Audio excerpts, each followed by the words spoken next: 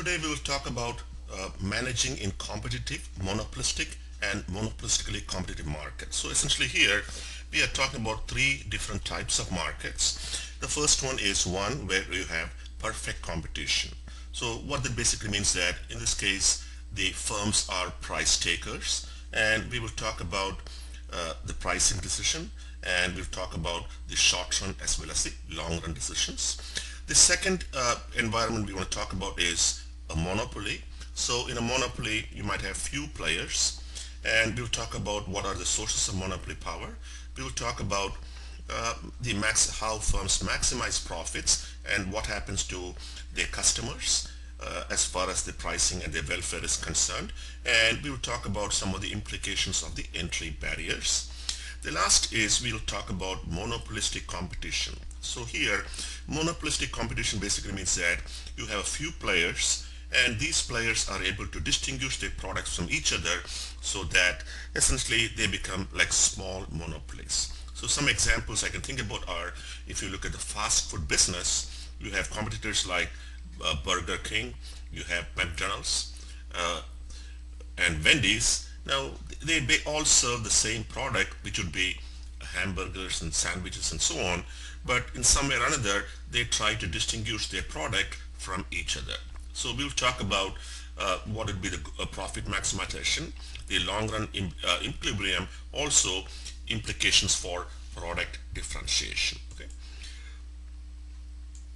So first of all, let's talk about the perfectly competitive markets. So what are the key ingredients of perfectly competitive markets? The first is you have interaction between many buyers and sellers that are small relative to the market. So what that means is that if you look at the sellers, they basically cannot distinguish themselves based on the product as well as the price. And each firm in the market produces a homogeneous identical product. Buyers and sellers have perfect information. You have no transactions cost and free entry into and exit from the market. So what that means is that it's easy to enter the market. There are no barriers to entry, and also it's easy to exit from the market. So what are some examples of perfectly competitive markets? So one example would be, if you look at the retailing business, firms basically sell very much the same type of product, and essentially they are price takers in the sense that it is very difficult for them to raise the prices so that they can separate themselves from each other. So one example I'd say is the market for retailers of software products. So you can go online and check the prices, and normally we go with the cheapest price. So it's very difficult for them to distinguish. Now, what about the implications of these conditions are a single market price is determined by the interaction of supply and demand, and firms earn zero economic profits in the long run. Okay? So basically here the firms are price takers.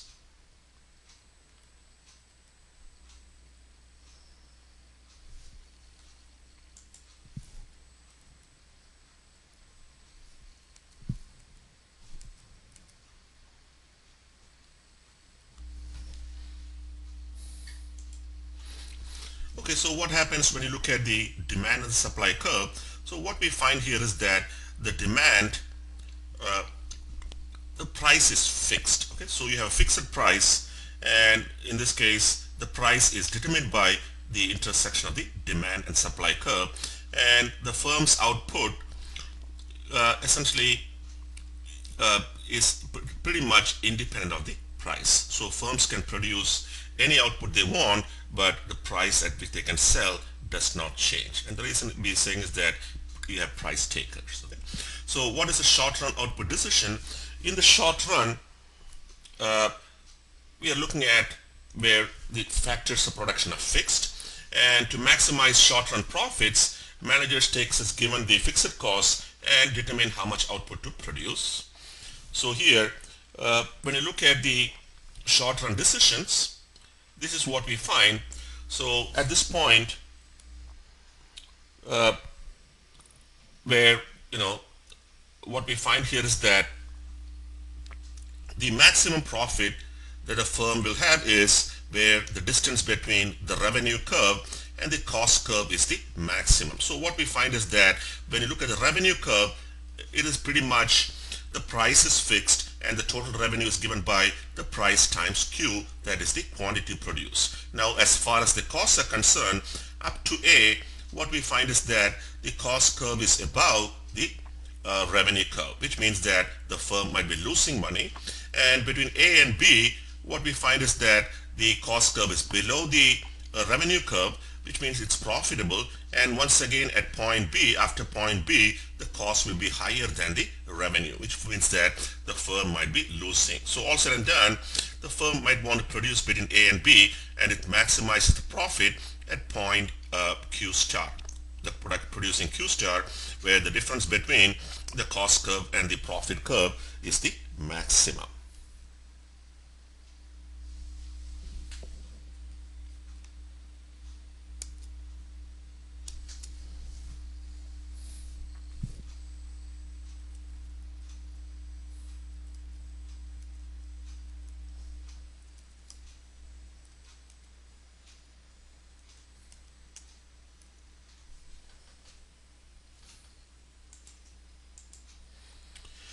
So the demand curve for a competitive firm's product is a horizontal line, and this price is the competitive firm's marginal revenue. That is, this guy's price is, okay, that's what we find here. And what is a short run maximizing decision? So basically here we have the average total cost and we have the marginal cost, and the firm might produce a certain amount Q star at a price PE that gives you the maximum profits. Okay. So to maximize profits, a perfectly competitive firm produces the output at which the price equals marginal cost. So that is pretty much what we said before. Okay. So if you look at the competitive output rule in action, let's look at this example.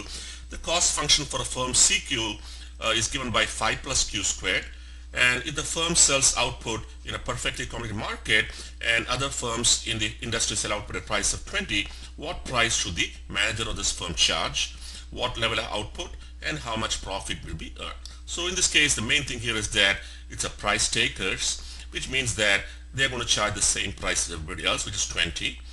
And what is the marginal cost? That is given by DCQ over DQ. That would be 2Q. And once we have that, we can equate the marginal revenue with the marginal cost. So 20 equals 2Q, and the output is going to be 10 units. And what would be the maximum profits? The maximum profits would be for 10 units, that would be 20 times 10 minus 5 plus 10 squared. That gives you $95.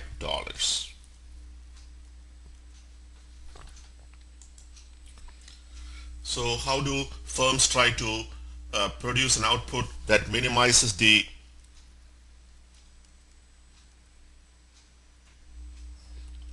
losses?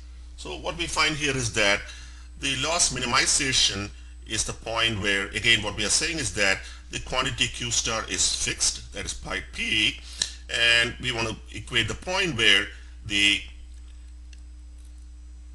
marginal costs are, okay, marginal cost curve will intersect the marginal revenue curve, that's its Q star.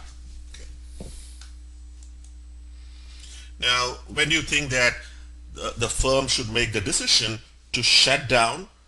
So here, what we are saying is that sometimes what we want to do is that we want to compare the cost versus benefits. So what do they lose even if they shut down? So even if they shut down, they will still incur the fixed cost. Okay, so that's what we see here. And if they produce, again, that tells you their losses. Okay. So to maximize the short-run profits, a perfectly competitive firm should produce in the range of increasing marginal cost, where the price is equal to marginal cost, provided that the price is greater than average cost. So here, if the price is less than average cost, the firm should shut down its plant to minimize the losses. So basically here, if you look at this graph, it talks about, what should be the optimal decision of the firm. And here, what we are saying is that all said and done, in a perfectly competitive market, the firm should produce in the case where the price is equal to marginal cost, uh, and only if the price is greater than the average cost. If price is less than the average cost, ideally the firm should shut down its plant to minimize the losses.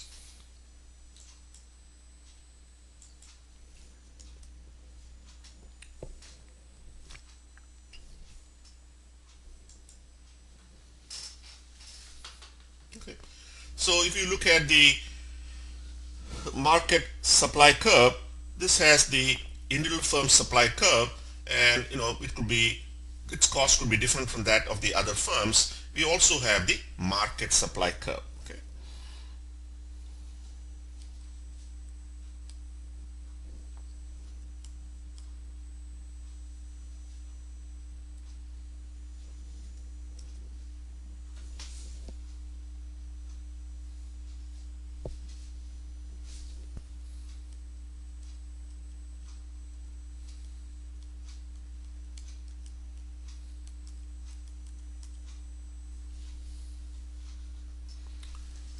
Okay, so that's what we see here. And this talks about the long run decisions, entry and exit in action. So what we find here is that when firms uh, in a competitive industry have short run losses, some of these firms will exit the industry, and this will lead to a decrease in the supply from S0 to uh, S2, okay, and the price also increases. Hence, what is the benefit here? What we'll find is that for the remaining firms, because some of these firms are exited and the price have gone up, their profits will increase. Now, on the other hand, as firms earn short-run economic profits, more firms will enter in the long run. The supply curve will shift to the right, lowering the equilibrium price from P0 to P1. Okay.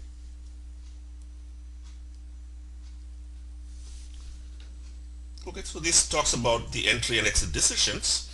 And here we have the long run competitive equilibrium.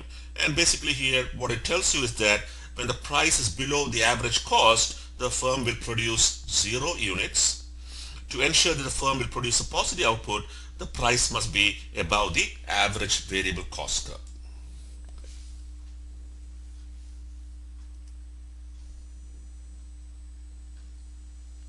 Okay, and basically here what it tells you is that in the long run, perfectly competitive markets produce a level of output such that the price is equal to the minimum, the marginal cost, and the price is also equal to the minimum of the average cost. Okay.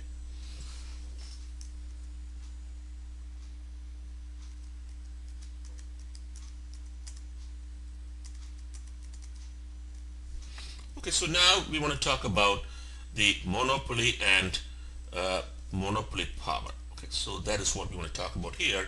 So what is a monopoly?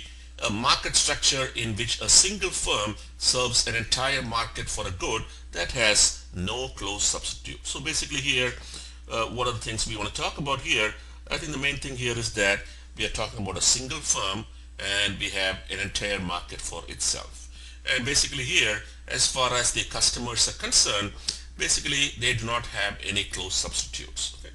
So sole seller of a good in a market gives that firm greater market power than if it competes against other firms.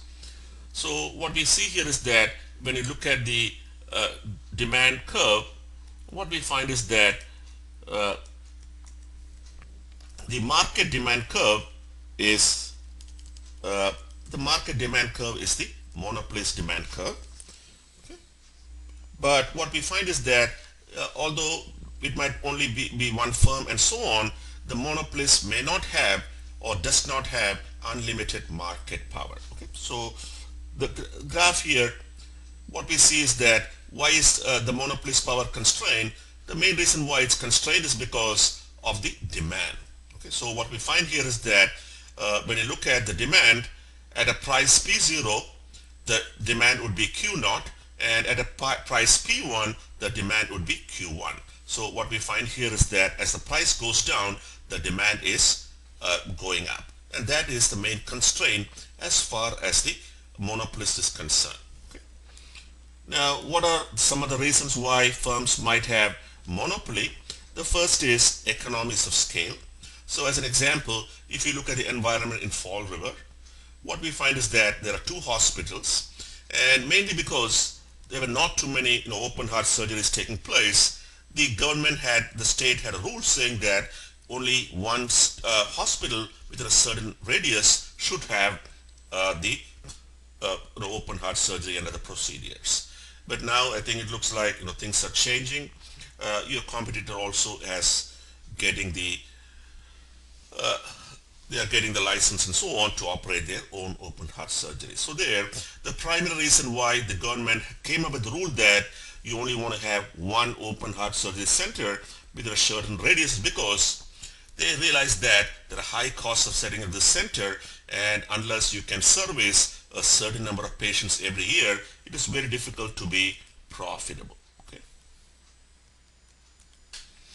Now, what about the other things? Economies of scope, cost complementarity, and patents and other legal barriers. So here, especially when you look at the medical industry, when you look at pharmaceuticals, what we find is that firms that come up with new products, they typically get a patent.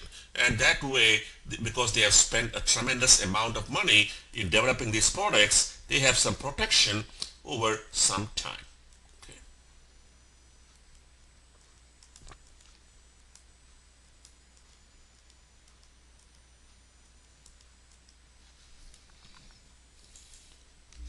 Okay, now I think what we see here is that we have two graphs. The first one, it tells you the price and the quantity. So we have the demand curve. Okay, so and then we have the marginal revenue curve.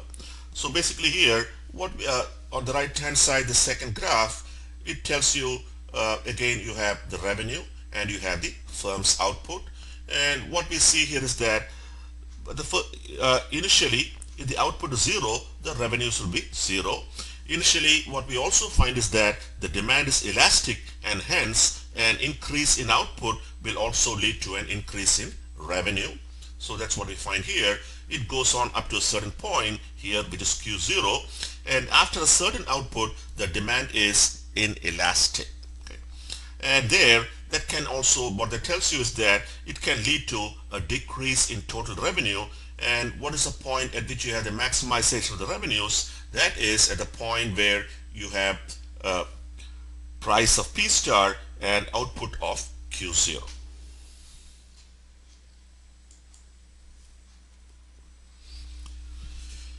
And what we see here is that what is the monopolist marginal revenue function? That is given by the marginal revenue is given by price times 1 plus the elasticity of demand divided by the elasticity of demand. So what we find here is that as long as the firm has a positive price, okay, we will see that marginal revenue is greater than 0 when elasticity is less than -1, and marginal revenue equals 0 when elasticity is -1, and the last one is marginal revenue is going to be negative when E is between -1 and 0. And we also have the relationship between marginal revenue and linear demand. So if we have a linear function given by price PQ is given by A plus BQ, so what is the marginal revenue? Basically here, that would be, if you take the price and multiply it by the quantity, okay, that is going to be A plus BQ squared. And if you take the derivative of dPQ over dQ, that gives you A plus 2BQ. So where A is greater than 0 and B is less than 0, the associated marginal revenue is given by A plus 2BQ. So let's look at an example here, the marginal revenue in action. Suppose the inverse demand function for a monopolist product is given by P equals 10 minus 2Q. What is the maximum price per unit a monopolist can charge to be able to sell 3 units? And what is marginal revenue when Q equals 3? Okay, so that's what we have here. So there are two things. The maximum price the monopolist can charge for 3 units is given by basically P is given by 10 minus 2 times 3, that is $4. And what is the marginal revenue here? The marginal revenue here is going to be a negative number. Okay, so if you take the inverse linear demand, that is a negative number, that is minus $2. So what is the output rule in this case? The output rule for a profit maximizing monopolist is pretty much what we find is that they should produce the quantity QM such that marginal revenue equals the marginal cost. So MR, marginal revenue of QM, is equal to marginal cost. Okay.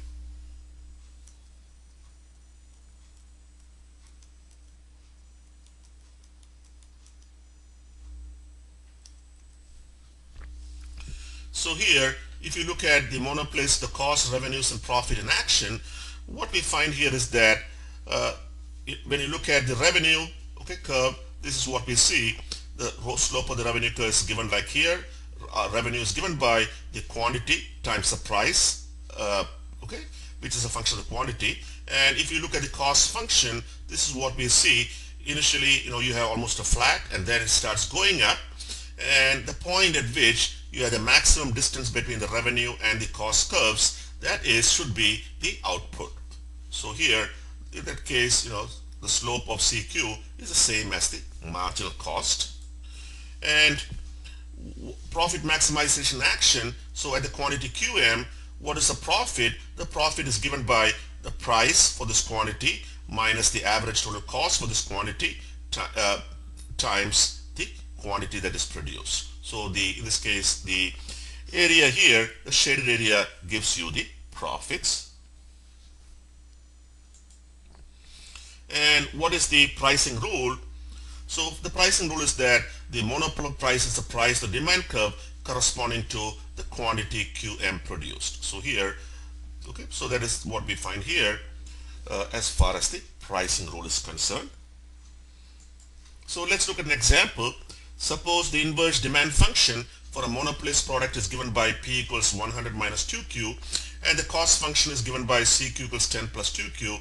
Determine the profit maximizing price, quantity, and maximum profits. Okay, so the first is that we want to figure out the profit maxing output. That is given by, basically here we know that the price is given by 100 minus 2Q. Okay, and in this case 100 minus 4Q, so essentially is equal to 2. Okay, so we are taking the marginal revenue to the marginal cost. Okay, so the marginal revenue is 100 minus 2Q times Q, and if you take the derivative, that gives you 100 minus 4Q. And if you look at the marginal cost, 10 plus 2Q, that is going to be the cost here is 10 plus 2Q, and the marginal cost is going to be 2. Okay, that's exactly what we find here.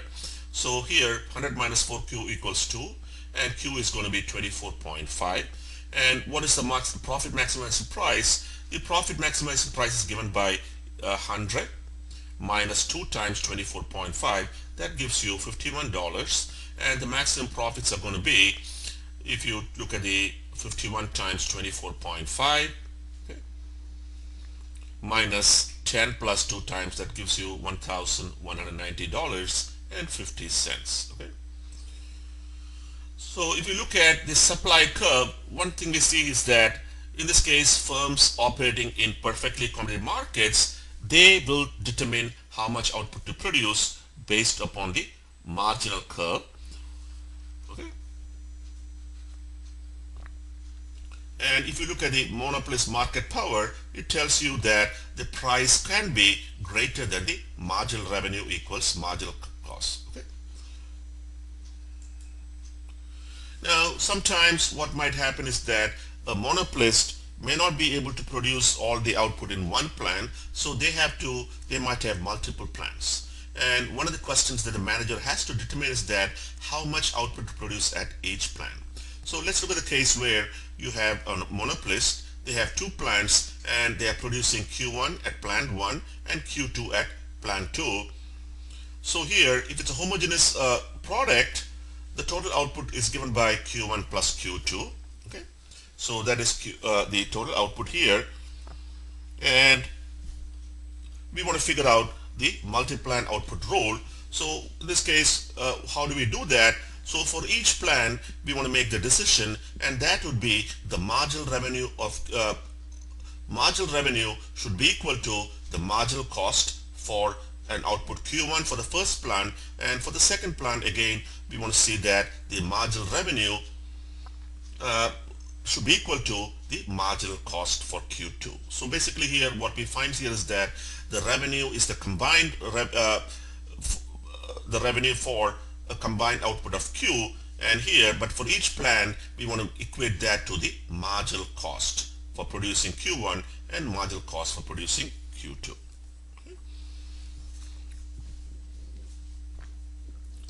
So what you see here, if you look at the barriers for entry, so what we find here is that a monopolist can earn positive economic profits basically because there are barriers to entry.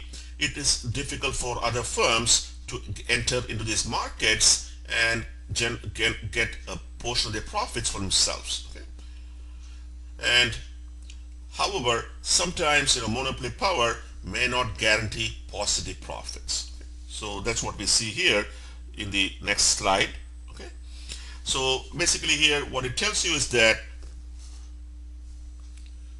zero profit monopolist in action. Okay, so here they produce an output QM, and at that point what we find is that that is a point where the demand intersects the average total cost, and in this case the price is equal to the average total cost. Okay. So here it looks at the deadweight loss of monopolist in action. So basically here what we are doing here is that in a monopolist market, the consumer and producer surplus is lost due to the monopolist charging a price in excess of the marginal cost, and in a monopoly the price charge is greater than the marginal cost. Okay, that's what we see here. The price is PM, that is much higher than the marginal cost. On the other hand, in a perfectly competitive market,